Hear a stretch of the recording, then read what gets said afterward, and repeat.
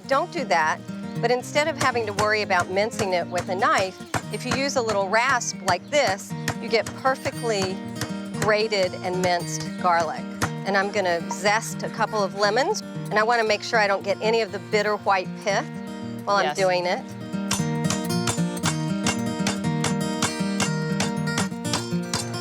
All right, I just about got it. That looks good, doesn't it? That looks perfect. Okay, That's great. Okay, I'll just let them slither on in here.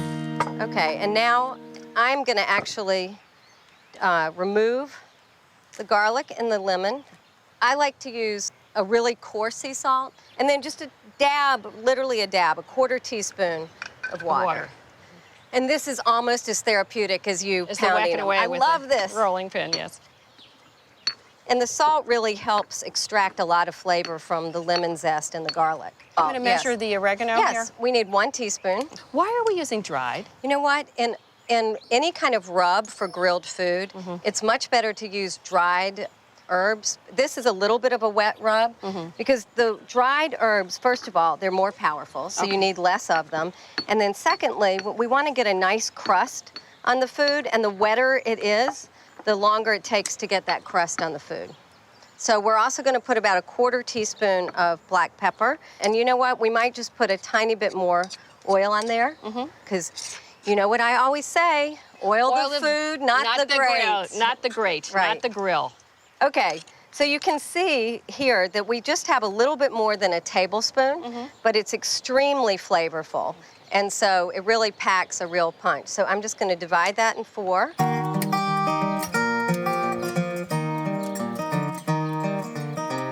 Let's just brush it so that there are no clumps.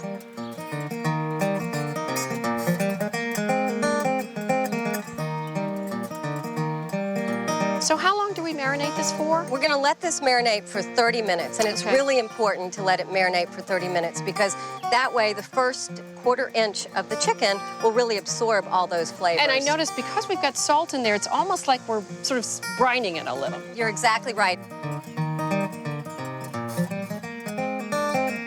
So I'm just gonna put a little bit more oil on just to make sure that the chicken doesn't stick and that it stays really juicy on the inside.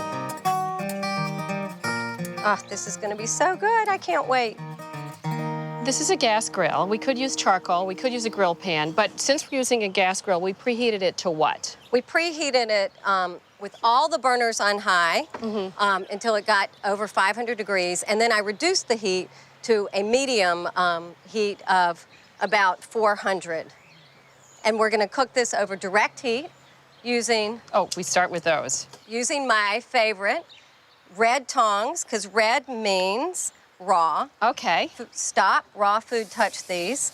And then after I turn them and they're ready to come off the grill, we're gonna use the green tongs, because green means go. Cooked food, And if you didn't have these snappy little tongs, you could just put a strip of red or a strip of green on 2 separate tongs to keep them straight. Exactly. So remember, Sarah, you want to oil the food, not the grate. This is so important. This is, when people realize this, it changes their grilling life. Changes their life. It changes their grilling life, at least. Okay, so if you oil the grates, which a lot of people do, what happens is you've preheated the grill, right? And so that is a torch ready to happen, right? You've got an oily paper towel, and you go against the grates, and that could easily ignite. So it's a fire hazard. That's number 1. But number 2, oil burns really, really quickly, and then it becomes really tacky. You know how you felt the bottom of a saute pan that hasn't been washed well and it's sticky? So that's what happens to the cooking grates, and then it's like gluing your food to the cooking grates. Wow, okay, that's, if nothing, that's more compelling than anything I've ever heard before. But then the real food reason is if you oil the food, all the juices stay inside the food. It promotes caramelization, and you know how important those roasty, toasty grill marks are, and it also prevents stickage. Okay, well, there you go. So there you go. That's why you always should oil the food, not the grates. What if you want to make those cool crosshatches? How do you do? I love crosshatches. Let's do it. I'll show you. Luckily, I put all of the chicken straight on the grates. So basically, all you want to do is you want to pick it up and turn it 25%. Okay. And then you'll get those great crosshatch marks. So now I'm just turning it at an angle. And I'll get that. Okay. Look how beautiful that looks. 3 minutes on that side. 3 minutes on this side. Total. So it's 3 to 4. So it's been there about 2. We'll leave it another 2, and then we'll flip it over. Do you want me to chop parsley or something Yes, while that we're would waiting? be great. Okay. Why don't you do that? And I will actually cut some lemons.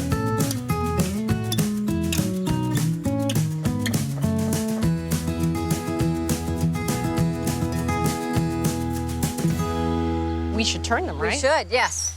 Okay, so now do we switch to our green tongs? No. No, we're going to turn them first, and then we're going to switch. So look at those gorgeous grill marks. I love it. They're beautiful. Aren't they beautiful? And I'm going to, meanwhile, get our salad here. And this is our Greek salad. So we've just got tomatoes and cucumber and onion and olives and tzatziki, right?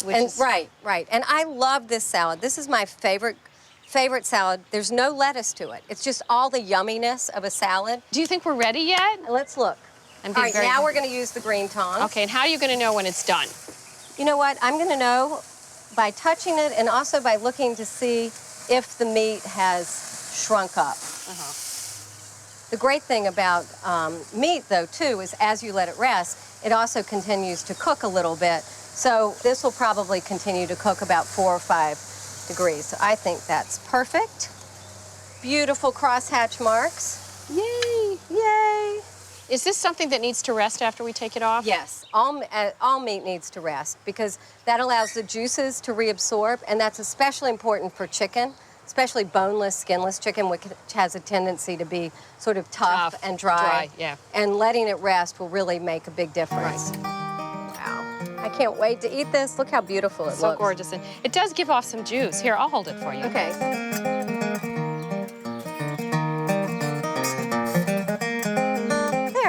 While it's still hot, you just squirt some lemon on top so that it really gets another nice burst of lemon. Oh, I love this.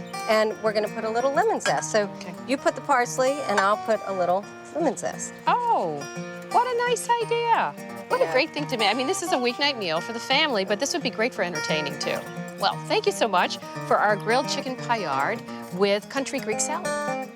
Yes. Yay, we got to try this. I know, I I'm gonna can't go. wait. I'm gonna go get some pork.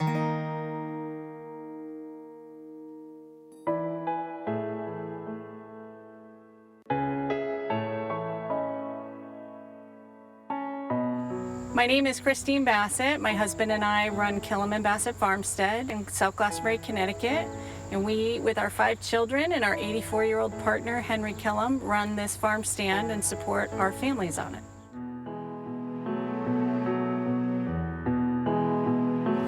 My name is Jessie Steele. I'm a hairdresser. My son Caden is 1.5 years, and I think it's very important for his physical growth to consume fruits and vegetables on a regular basis. Thank you. Christine and Jessie, 2 mothers, live radically different lives in totally different communities, but they were brought together by this man. Michelle Nishan founded an organization, Wholesome Wave, that makes healthy food more affordable. And what they found was that in poor neighborhoods, it isn't just a lack of grocery stores that keep people from eating fruits and vegetables. There once were grocery stores in these communities, and when the economic climate changed and most of the people living here didn't have money to shop the entire grocery store, buy fresh fruits and vegetables, the grocery stores left. So we really felt that affordability was the key.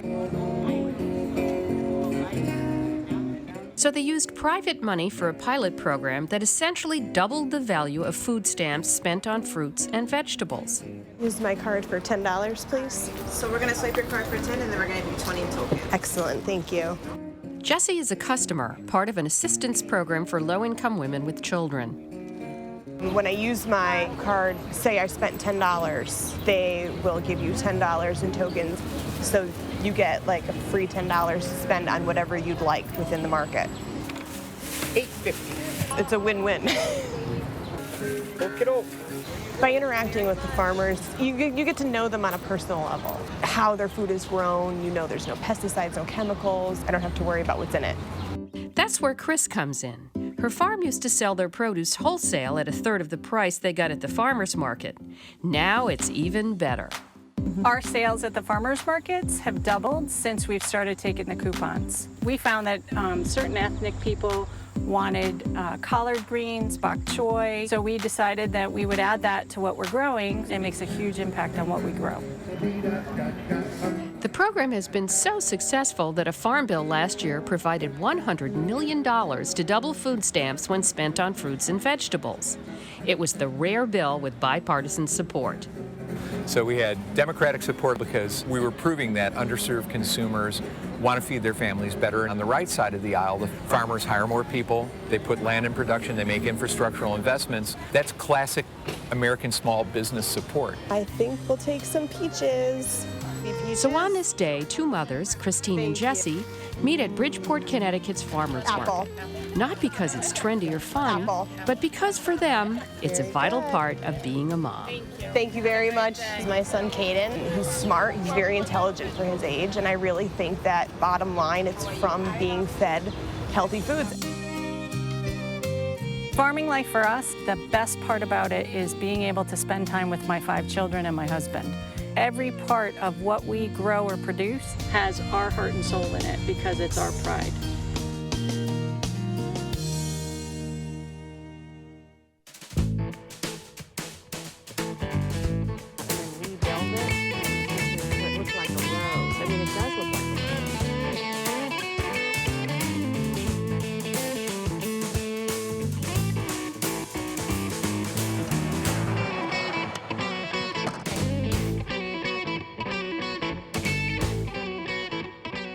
You know, the husband thinks that any salad is just rabbit food. He won't touch it.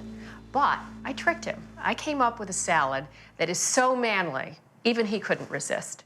We're gonna start here with a potato pancake. Let me just get this last bit of peel off. And the potato that we're using is a baking potato, generally called a russet. My favorite way to grate, period, anything, potatoes, vegetables, is on the grating disc of a food processor because it just goes so quickly.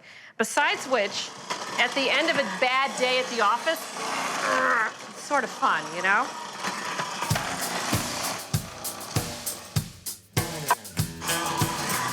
Here we go. Okay, olive oil. You can use either a non-stick pan or I have here a stick-resistant pan. Just a little bit of olive oil in the bottom. And then all of these go in there at once. I'm gonna smush them down. You want about a medium heat, medium to medium high. And then just give it a smush. So while that's cooking away, gotta be patient, just walk away.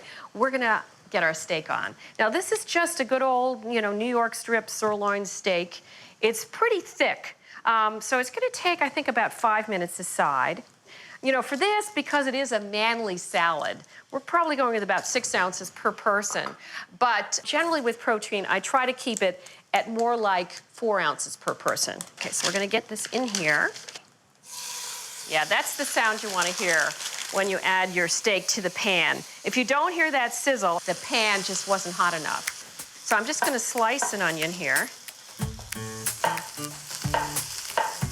Now, you noticed I didn't season this side of the steak. I don't season side 2 until right before I flip it. Because if I seasoned it now and it sat there for 5 minutes, this side would be all wet. And then when I turned it over, the steak wouldn't sear. All right, dressing time. So I'm making a creamy blue cheese dressing because, again, this is my steakhouse salad. And we're gonna start with a little garlic. So just a couple of garlic cloves. This guy's really tiny. Okay, we need about a tablespoon of fresh lemon juice here. Don't ever use that bottled stuff. It just doesn't have the same flavor. And we're gonna squeeze that right in there. And then we have some sherry vinegar. Now, sherry vinegar is one of my favorite vinegars. I tend to reach for it a lot because it doesn't just have the acid. It really has sort of a nice smoky taste from the sherry. So 2 tablespoons of this. I'm gonna add a tiny pinch of salt. And then some mustard, 2 teaspoons Dijon mustard. And what's a steakhouse without Worcestershire sauce? We need 2 teaspoons of this. There we go. And then slowly add our oil.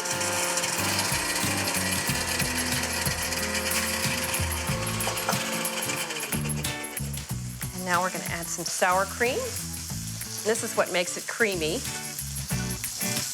About 1/3 of a cup. And then some blue cheese. Okay, and that's about 1/3 of a cup also.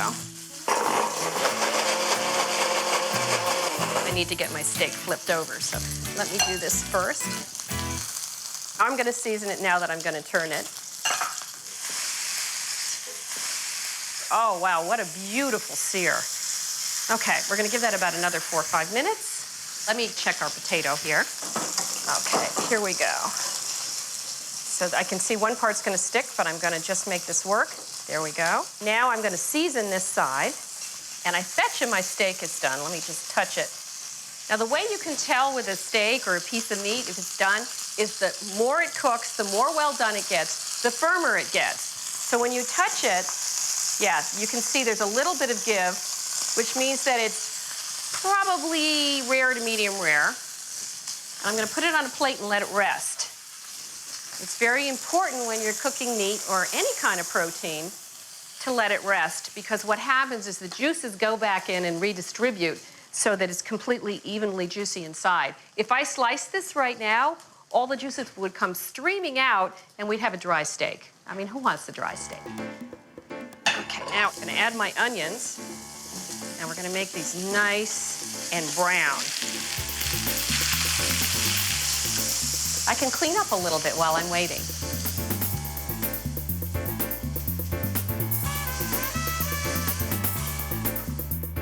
So you see how nicely it comes together after 10 to 12 minutes each side? You just keep smushing it, and eventually you end up with one big potato pancake. So we're gonna take this out, and we're gonna cut it in 4s. Everybody gets their own quarter of it. It's the crunchy part at the bottom of the plate. And meanwhile, my steak has been resting, and it's given off a fair amount of juice, which is what happens whenever you let protein rest. And you don't want to waste that juice. It's delicious stuff. So we're going to add it right to our onions, create a little bit of a sort of sauce there, and get our steak down here to slice. We're going to get rid of the fat, which we cooked on it, just to give it a little bit of flavor from the fat. There we go. Oh, yeah, that's very rare. And then we're going to just do some cross-cut slices.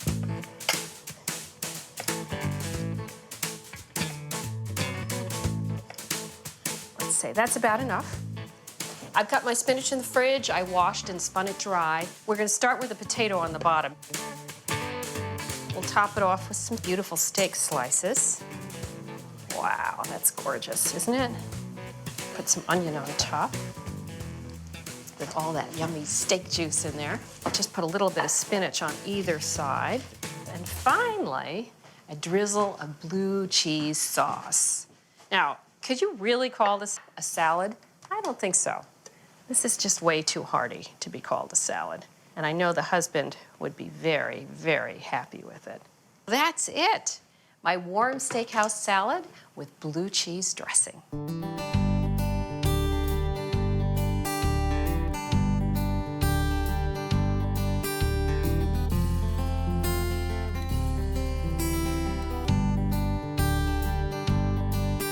I'm going to take one of my favorite appetizers, which is melon and prosciutto, and blow it up into an entree salad, which you can pack up easily and take on a picnic. So let's start with the watermelon. How do you know a watermelon is ripe? First of all, melons have to have been picked ripe. There's nothing you can do to ripen them after they've been picked. But what you're looking for is this little yellow spot. What that means is that it's spent enough time. Actually, that yellow spot would have been down. It spent enough time ripening that it got sort of that blonde spot in the bottom, because that blonde spot never saw any sun. And as for a cantaloupe, smell the stem end, and it should smell like cantaloupe. Of course, if it's overripe, it will also smell like cantaloupe, but there's nothing you can do about it at that point. Okay, so I've already cubed up some cantaloupe, and now I'm going to cube up some watermelon. We got these little guys, which are very easy to work with, and their seeds are pretty soft, so you don't have to worry about, really removing them. Okay. I'm going to add something to it also that's not usually in there, which is fresh mint. I just think, what a nice addition. So why don't I finish up with the mint? Just going to take some leaves off and rip them a little bit. Okay. There we go. Now, I'm going to get my prosciutto ready. And we got some prosciutto. We got it sliced at the store, and we just asked for it to be sliced a little thicker. I'm going to shred it rather than chop it.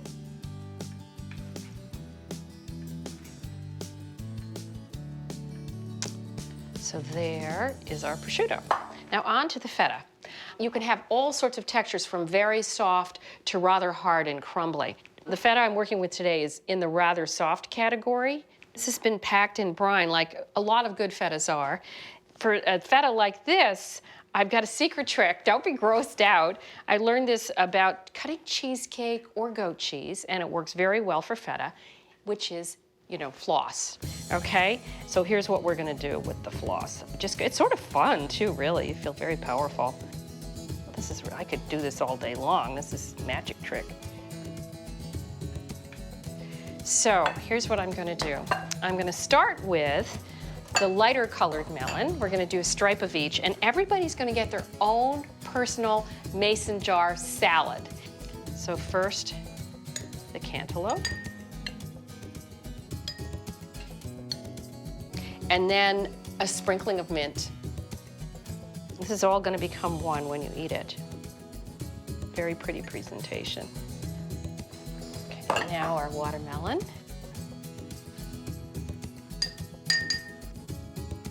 Oop.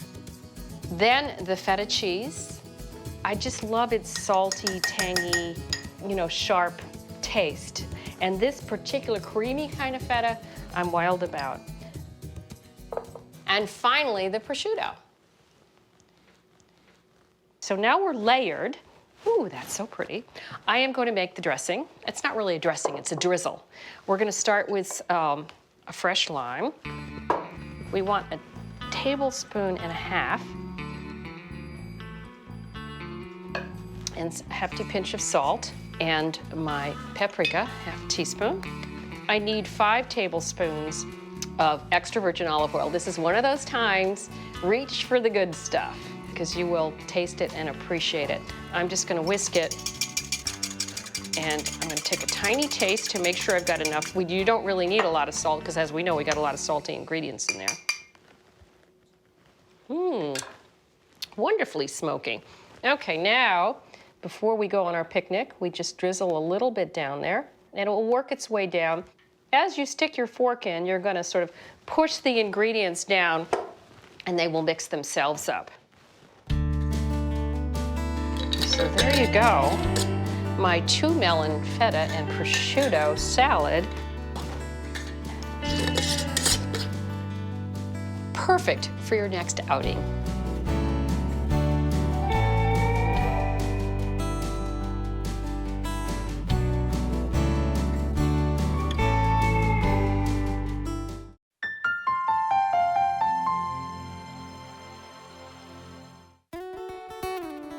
Key West, Florida, the Conch Republic, is a magical little island that plays by its own rules.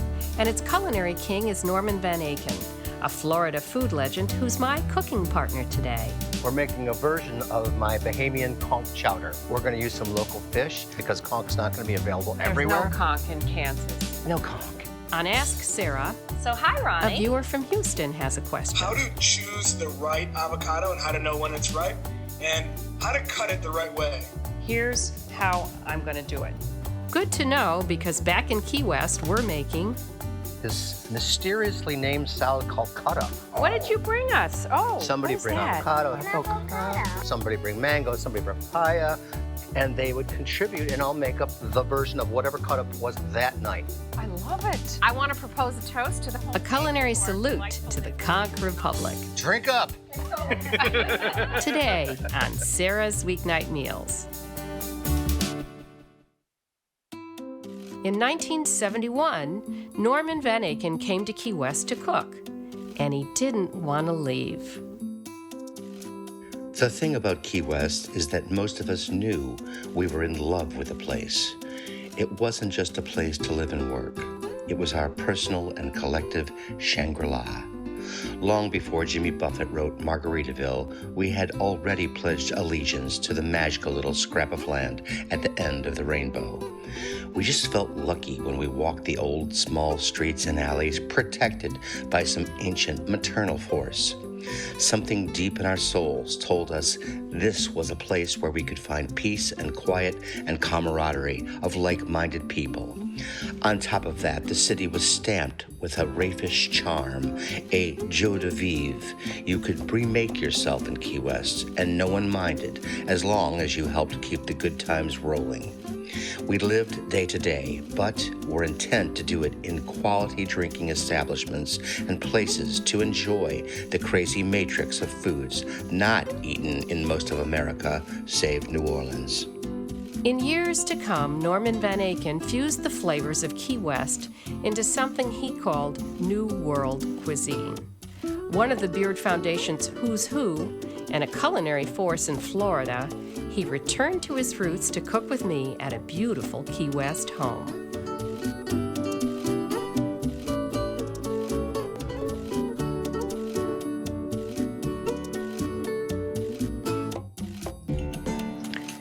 You know, I feel like we're in the middle of paradise here. We are. Yeah, and we're cooking, and it's outside. What are we making today?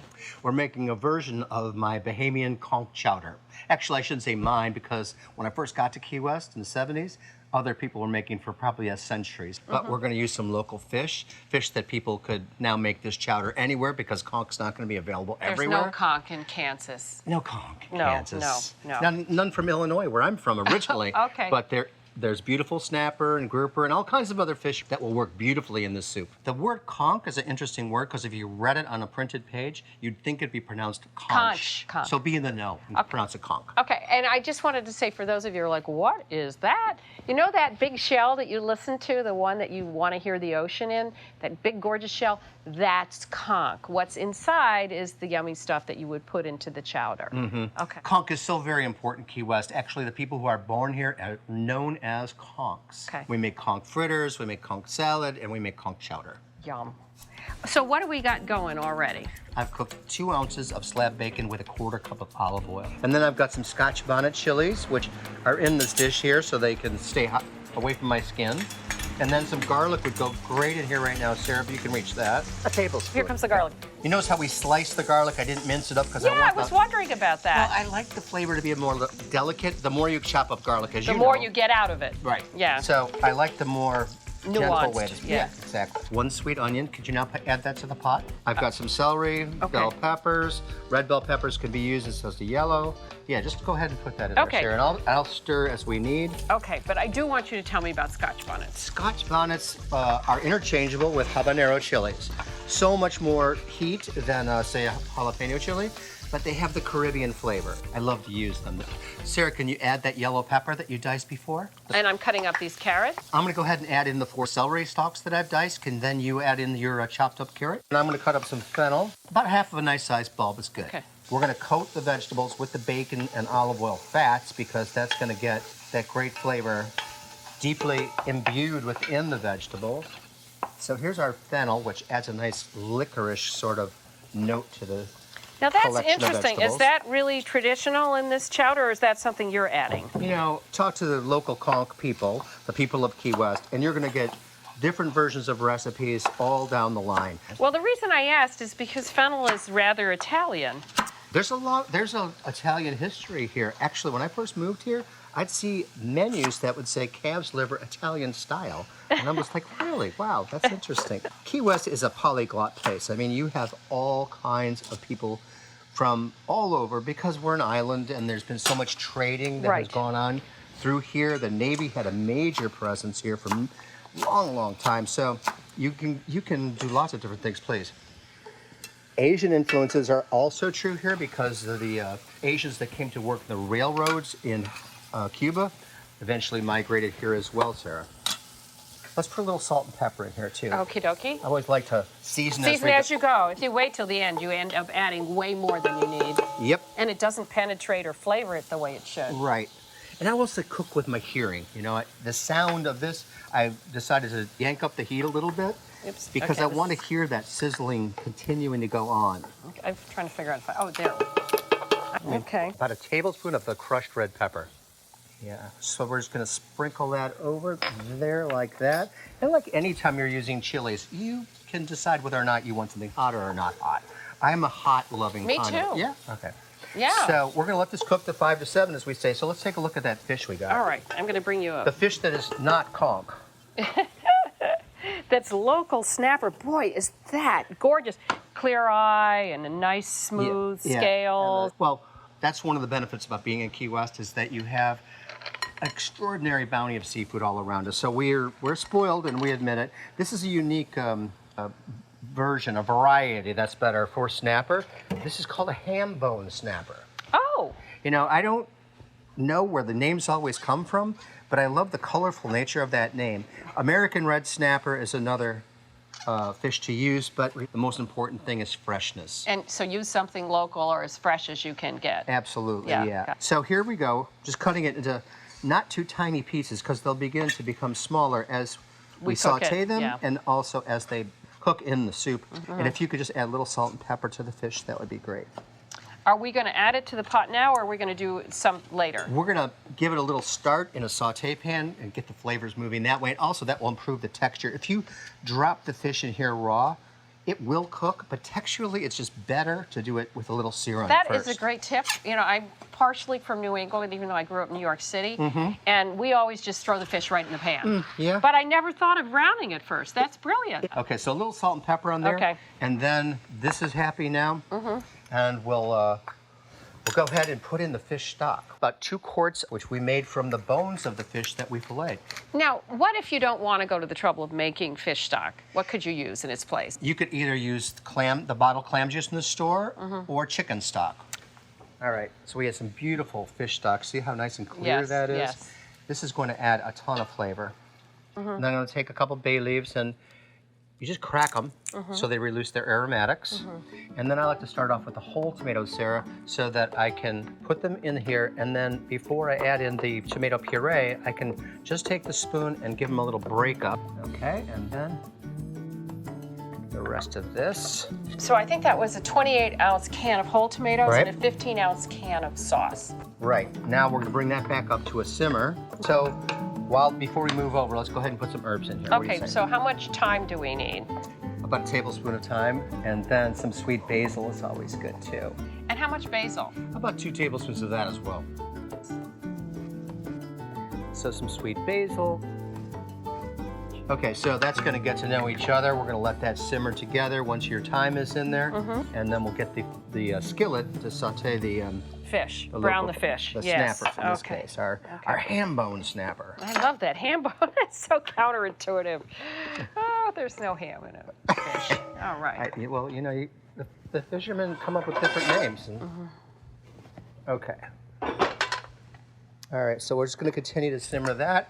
Now we've got a skillet here. Got to get it hot. We're going to get it hot because if you don't get it hot, the fish grabs the skillet, right? Okay, so I'm going to go ahead and taste the olive oil, and you can see that it's already starting to add some smoke, so we're going to lift it off the heat, which you could always do when you're cooking. Right. A lot of people at home, you can go ahead and help me. Yep, You lift the pan off the heat. And the heat goes bye-bye. It slows things down, and you can hear it. And so what we're going to do is just make sure we don't crowd it too much. Perfect. Got it. Okay. And So we're back on the heat. I can see that it's needing a little bit more oil. Now this is interesting. This is something I would have used a non-stick pan for because fish tends to stick. If you have a non-stick pan, by all means, use it. Well, it looks like you're doing fine because you heated the pan so well too. I'm not going to cook this all the way through. I'm just getting that nice little color on there. It's going to make the texture in the soup a whole lot better. I'll flip that over. Now we're going to go into the plate here. I just want to point out, you want to hold up the spatula? Sure. This is the right tool for the job. It's called a, Peltic or fish spatula because it's flexible so you can get under the fish without breaking it. These are great, and they're inexpensive. I use them for everything. Yeah. Okay, so That's so interesting. Next time I make my New England fish chowder, I'm going to do that. you're going to get every little bit of the fish bits off the Right, bottom of this thing right. too, because they're loaded with flavor. Do we add the fish to the soup now? Not quite. We're going to start with the potatoes, so let me go grab the soup. Okay. Okay. And I'll just park the fish over here. Yeah, come on over here. Oh my gosh, the smell of the stock working on top of this, the tomatoes. I am excited. Now these are little baby red potatoes that have been pre-cooked. When you cook them ahead of time, they can drink in the soup. They absorb more. They absorb better. So do you cook them completely or just till they're just barely done? Just barely done is Okay. fine, yeah. But if you wanted to, you could add them raw. You could, yeah. Okay. Just more time in the soup when that Got happens. it. So, Okay. we're going to add probably about half of these. Let me see before I add the whole amount. We'll You stand back. And if you have, you have more than you need, well, make hash browns the next day. I like the way you think. American fries, Yes, right? yum yum. Does that Okay. good? Look good? That looks good. Yeah, perfect. Okay, so we can go ahead and let these guys get to know each other. We'll wait on the fish, and maybe we could begin The dressing. You're reading my mind. Yes. All right, so we're going to make this mysteriously named salad called Cut Up. Really? Yeah, I had no idea, Sarah. As long as I've lived here, I've never heard of this till about 2 years ago. I was invited to a dinner party with Janet, and we went to the home of people who were born and raised in Key West. Somebody bring avocado, somebody bring mango, somebody bring papaya, somebody bring tomato, and they would contribute, and I'll make up the version of whatever Cut Up was that night. I love it. I do too. Jeez. So make a simple vinaigrette, right? Okay, so a teaspoon of sugar Yeah. So that was dissolve the sugar. and the salt. Yeah, and the salt in the vinegar. Right. Right. And how much A sugar? pinch is good, yeah. Yeah. So now the vinegar will kind of help Because dissolve it dissolves so much better. It doesn't dissolve well in oil. I'm going to just eyeball. We want 1/4 cup. I mean, let's Yeah. see. And so this is sherry wine vinegar. I Which love it. sherry vinegar, like balsamic vinegar, has that inherent sweetness. And also it's high in acidity, which I like, and it's robust. I just love the flavor. It's my favorite. Let's see if that looks like it's dissolved. Can you tell? Okay, yeah. So now we're going to add the 3 tablespoons of Hazelnut, and then we'll finish with the canola. Okay. But this is just going to add a nice gentle coating to the mixture Right. of fruits. Yeah, and vegetables. it's interesting. I want to note that we only used a little bit of the nut oil because nut oils can take over. So you always cut them with a neutral oil, and we're using canola. So 1/2 cup of canola. Okay. There we go. Grapeseed oil is another one that you could I use. love grapeseed oil. That's Yeah. actually my favorite because it's so neutral. It's funny, when I went to cooking school, I would go back to when I went to cooking school, I thought something with no flavor, why would you ever add that? But oil isn't just in there for its flavor, it's in there for a whole bunch of reasons. Can I add just a touch of Yeah, go, of course. Yeah. Hey, this is your recipe. All You're in right. charge. I love cooking with you. Yeah, Well, it's I just- love not being the person in charge. I mean, not that I'm usually these days, but. That's our vinaigrette. Okay, so now we're just waiting for your guests. We have to wait for them because they are going to be the people who bring us the ingredients for the cut up. I got it. We'll be in mystery space for a little while. The fish, we wait till the very end. Pretty much, yes. This is looking good, Sarah. So while it's getting happier, let's go have a glass of wine. Oh, yes, let's. Let's do that. Yes. While we wait for our guests to arrive with their backyard fruit, here's a tip for cutting avocados you're gonna love. I get all sorts of questions on my website from viewers, and I love them because they're oftentimes things that I don't know or I research. I have a really good one for you today. It's from Ronnie, who's just moved to Houston, Texas, and it's about, very appropriately, avocados. So hi, Ronnie. How do you like Houston? Hi, Sarah. Houston's great. I haven't had a bad meal since I've been here, so that's probably my favorite part so far. Oh, better food in Texas than the Northeast, huh? What do you like about the Texas food? Well, it's just fresh. I'm a big fan of barbecue, but there's also a really good Mexican food scene here, and that kind of leads me to my question about avocados. All right, so shoot. What's your question? My question today is how to cut it the right way. I feel like I'm wasting so much good avocado. All right, this is one I can really do easily. How to cut it. We were all taught to take the avocado, we all watch it on TV, all those cool chefs, they take a big knife, right? And they go around and they cut the avocado in half, right? Boink. And then they take the big knife and they take the heel of the knife and they hit it into the pit. Well, I worked with the California Avocado Commission and they said, please, you don't know how many people go to the emergency room, especially because of that last wonk. Please do it differently. So here's how I'm gonna do it. All right, so you first of all, don't ever hold something up in the air and a knife up in the air at the same time. Put it flat on the counter, take your knife, put your fingers on top, and go all the way around, just like you would if you were up in the air. Okay, so we've gone around half. Now, turn it a quarter turn and do the same thing all over again. Go all the way around. Notice my hand is above, everything's above. Oh, I'm not gonna be able to do the reveal I want because it's already falling apart. Look at that. Isn't that amazing? You see how that pit just came right out? I wasn't even close. Okay, so what you can do now, you see this is a firm avocado. So I could probably just peel this off. That's one way to peel it. Another thing, if it's a little riper and you don't think you're gonna be able to just peel off the skin like that, you can take your spoon and just put it underneath, get between the shell and the avocado, and just scoop it out. And then you can slice it or do whatever you wanna do with it. So you see, it's really very simple to get the avocado out. And there you go. Thanks so much, Sarah. That's a great tip. I have a very special question about tomatoes. And it's from Carly in Dallas, Texas, huh? Yep, down here in the Big D.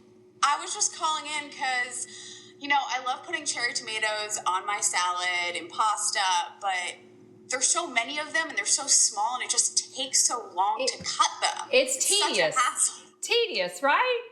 So, okay, I have a cool trick. Cool trick to show you. I have to put on my glasses because this calls for precision. All right. So first you take you could use 2 plates. We're using the lids from just, takeout. You save those and recycle them, and they're very cool. Yeah. And they're somewhat flexible. So let me get these guys out of the way. All right, then what you do is you get your victims, your cherry tomatoes, and they could be ovals, they could be any size, and you put them on, okay, there's the rimmed side and the flat side. You put them on the flat side. Okay. And you fill the whole thing up. I just love this because really it can just so slow you down to cut them in half, but you want to often, especially like I like to salt my tomatoes before I put them in a salad because it brings out their flavor. Okay, so you see the very difficult thing I already did. They're all, okay, they're all ready to go. And with that over there. Okay, then you put the flat side of the other lid on top. I'm gonna move it a little closer to me so I can get right down at eye level. All right, you take a serrated knife and you get right down to the level of the tomatoes so you can see where you are going. Okay, if you didn't get down there, you wouldn't slice them so evenly. And then, ta-da! You see this? Oh my gosh. Isn't that fantastic? That's so much easier. This is the sort of stuff that keeps me up at night, So I see more cherry tomatoes in your future. What do you think? Yeah. Definitely. I'm definitely more likely to use them since it won't take me hours to cut them. I know, really. Fun, huh? Thank you for that cool question. I love those kind of questions. If you all want to send me a question from my website, just go to sarahmoulton.com and maybe we'll put you on Ask Sarah. So you've been here for a million years. Oh, yes. I came here as a child, basically. I'm 21 years old. And your son lives here now, too? He does. My son, daughter-in-law, and our granddaughter, Audrey. Wow. I love this weather. Wind coming in from the ocean. Love it. Oh, wow. Look at it. Here's Maria and Rob. Guys. Oh, mango's your little gift. Okay. Thank you. Hey, Rob. Oh, good. How are you? Thank you for our cut-up salad. You'll do better with that than we will. Oh, my wow, gosh. So fantastic. Yeah. Room ourselves. I can't wait to share this history of this salad. Oh, wow. Here comes the other cut-ups. Yeah, that looks like the littlest cut up. What did you bring us? Oh, what is that? Avocado. An avocado. Thank you. Nice. Come on in. Go grab your seats, and Sarah and I are gonna make some salad for you all. Yes. Wow, that's yes. great. Sarah, look what they brought us for the cut-up salad. Oh, wow, that is one huge papaya. That's the Jamaican papaya, and these are the local Florida avocados. Right. For cut-up, everybody brings something from their backyard. I brought the mango. Oh. Not actually from my backyard, but from a close-by backyard. You pilfer, are you? Now, You're taking off the top and the bottom. yeah, I do it this way. I've seen other people do it other ways, but then... The pit goes down the middle. Yeah, so it's the oblong kind of way. And so I cut that there, and then I have to make room for the pit. Yeah. So this part actually, I can use the fruit that's over there, but then what you do is you take the knife and you, without going completely through the skin, You score it. You score it, well, deeply, like this. Go all the way down. All the way down like that. But not through the skin. And then this way as well. And you'll end up with a cubed mango already. Watch this. Try and make sure that you're not going to have the skin go into it. And you see like that? That is beautiful. That was a magic trick. That's I like that magic trick. Let me get you a bowl to put this Okay, in. and meanwhile, I'll cut the other one up, okay?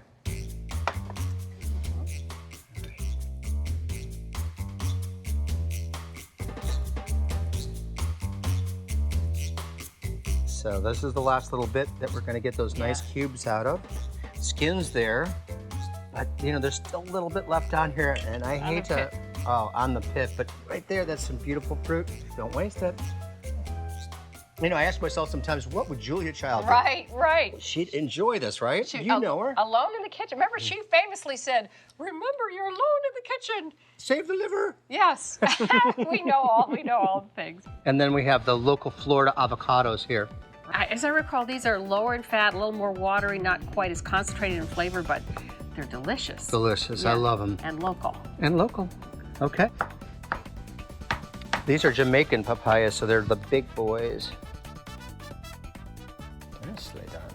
Cut it into cubes roughly the same size. The skin is definitely not flavorful that you want, so you want to make sure you get rid of the skin. You just want to shape it to where it's going to be in the same kind of relative size cube so that it's nice and even for the salad. Yes. Oh, that is so beautiful. All right, so should we put our dressing in there? Please, Do you think we need all of that? Should I just do Well, it? don't go with all of it until we know. We can always add, but we can't take it back out very easily This anyway. is true. And let's see. Okay. Like I say, we Oh, can what? always You add know more. what? There we go. There we go. I just made a decision. Yeah, executive decision. But remember, it's a cut up, so if somebody brings tomatoes, add some tomatoes. It's not it's only whatever. one way to do it. I like the mix that we got. Well, and we've got a tomato-based soup, so we're good in that Time way. for fish? Yes, please. All right, there is our ham bone snapper. That's going to go in there, if you would. And then I'm just going to fold that in. And I bet you want to add a little hot sauce. I do. I thought you'd never ask. So the older I get, the more excitement I need. There, Since- bottled excitement. Go Okay. ahead. Beautiful. We could also put some of that on the table for people who are even more ba-boom. Yeah. Okay, that's it. Okay, that's it. It's ready to take to the table. All right. All right. Boy. I get to Okay, sit next to everybody dig Maria. in. This is my you, favorite kind of everybody. soup. So, how's everybody like the heat in this? Is it too spicy for you? Right. It's good. You can cook for us anytime you like. Come down. We had fun, although he did most of the work. No, he did most of the work. I have a question, everybody. How many people at this table are conchs? Wow. Just one, the littlest. Yes, Audrey. Nice. Is anybody here a freshwater conch? Wait, We are. what is that? Okay, so when you're born here in the Keys, you're automatically a conch, a saltwater conch. But if you live here for a certain period of time, you're considered a freshwater conch. And how many years is required? I believe it's 7. I'm working on my citizenship. Of the Conch Republic. Of the Conch Republic. I want to propose a toast to the whole table, to our delightful neighbors here, not mine, but yours, for coming, for bringing fruit to cut up. And I want to know, is there a conch toast? Drink up. Cheers, cheers, girls. That's it. Yay, Good. you You did did it. well on that Cheers.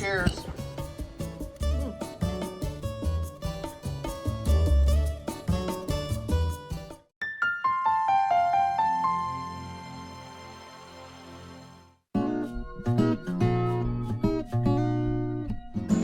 I'll take this guy.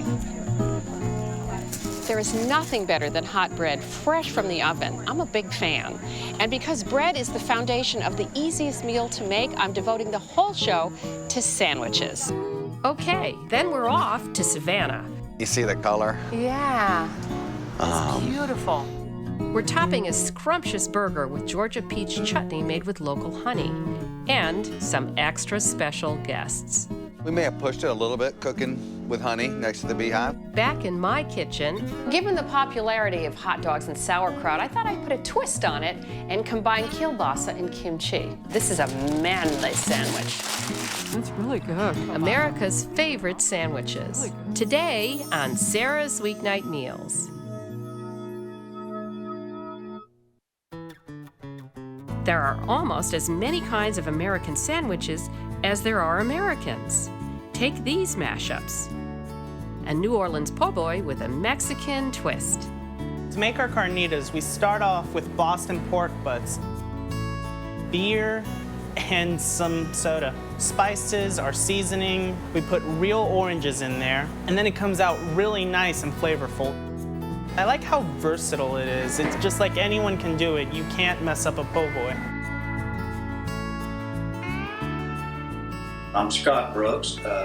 David's my identical twin brother, and we're equal partners in Brooks Sandwich House. One of our specialty sandwiches, especially in the morning, is called liver mush. It's a mixture of cornmeal, pork liver, and spices. It is so good. But you really need to try a liver mush sandwich with our signature chili on it. It's to die for, man.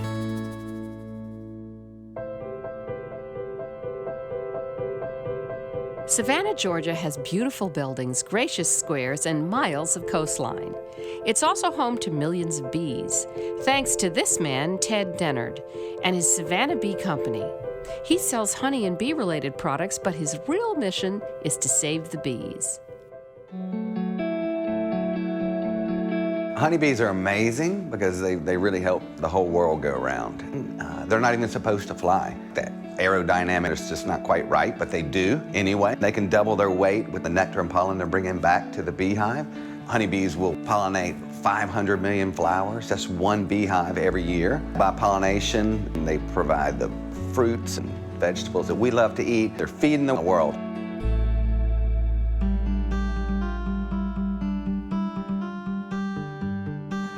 So when I was a 13, 14-year-old boy, there was an old man that put bees on property that my father owned. So on the weekends, I would go work with old Roy and introduce me to honeybees. I just was enthralled by that, and I still am, 30-something years later. You see the kind of the color? Yeah, that's beautiful. What I want you to do is poke your finger straight in, break the wax, go in, Oh, wow. and then go under your veil. Okay. Okay. Mm. And see how they're nice, and they're not. Well, you know, you're the bee whisperer. You really are. If you teach someone that honeybees really don't want to sting you, because they don't, they die if they do. So if you're calm and just can ease in there, and it's like Alice in the Wonderland, you can kind of get lost in there, just fall right in.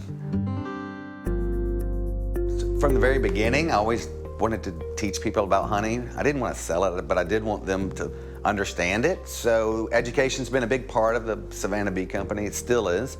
And so we formalized that a few years ago by starting a nonprofit called the Bee Cause Project.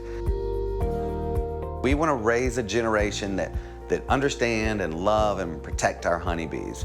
And so we do that by putting these glass educational beehives in schools. It mounts on the wall inside the classroom. The bees come and go through a little tube. You're given a beehive, and then you can raise some money, and Savannah Bee Company will give you products to sell, and then you give the money to the Bee Cause Project. And then you can sort of pay it forward and pass it on to another school.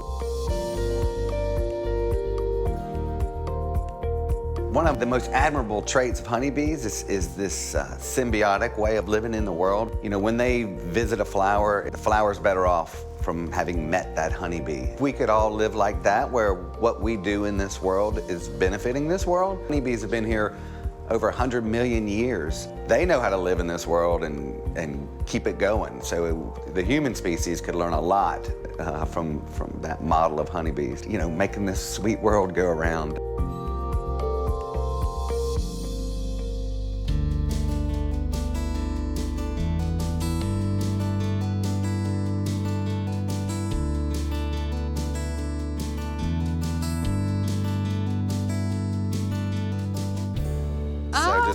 righty then. Be calm, All right. and they'll be just fine. Well, just tell me quickly about bee etiquette. I mean, you know, how do we, First, just have a little calm demeanor, and realize that they don't want to sting you because they die if they do sting. So don't flap them. If they bounce off of you, just let them keep flying. Okay, so we're going to be making a recipe that your folks gave me from the Savannah Bee Company for a honey peach chutney on burgers. Who knew? So we have equal parts. It's a half a cup. We've got a nice skillet going here, and we're going to put bacon and cheese on the burgers with the peach chutney. Yeah, it sounds good. It's going to be delicious. Yeah, it sounded wonderful. And so we're going to put in, you want to dump in the brown sugar? We've got a half a cup each of brown sugar. So you go ahead, just go dump away. All right, just there in case. we go. And there goes our cider vinegar. And then you're going to measure a half a cup of honey. And this is rosemary honey. Oh, wow, I want to smell it.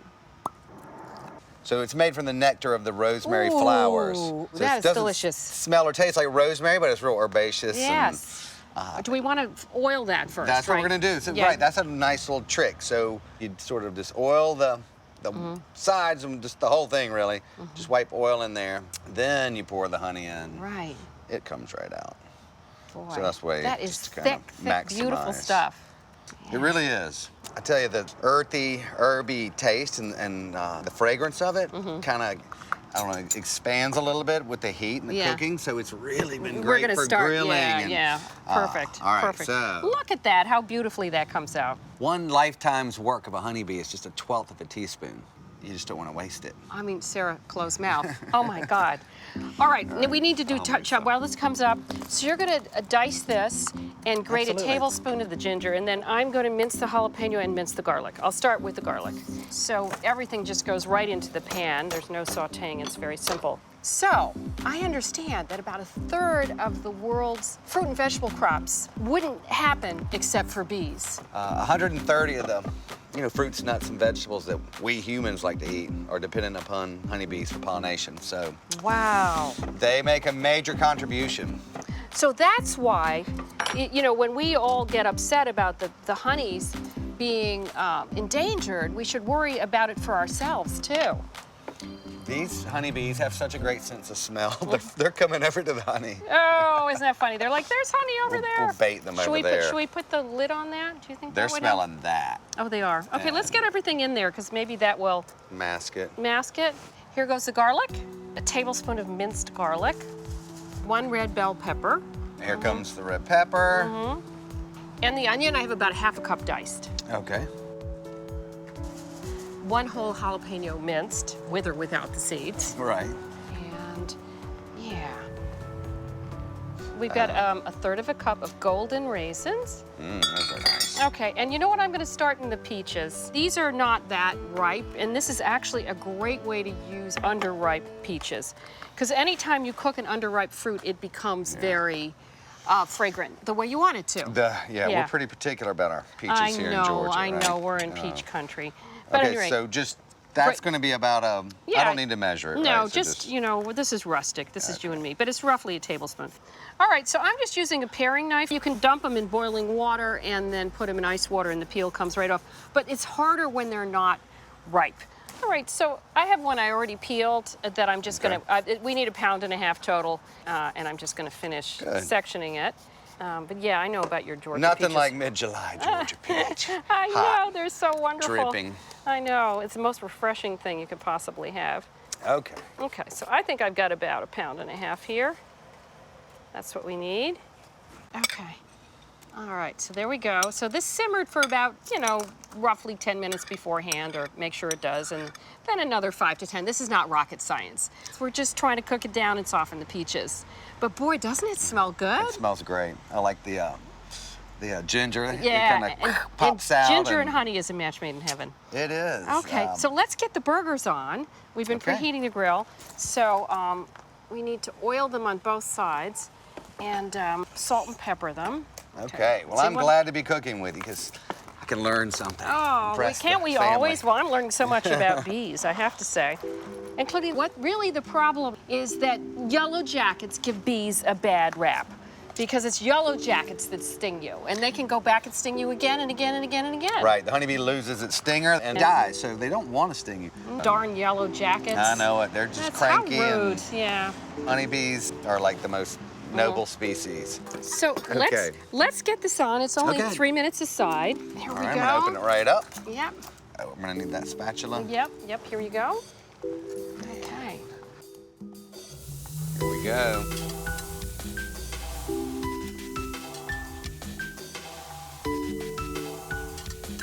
All right, shut this up. Okay. Wonderful. All right. Well, while that's cooking, let me ask you a question. So, bees are endangered. There's no doubt about it. So, how can the average human, like somebody like me, help to make sure bees survive?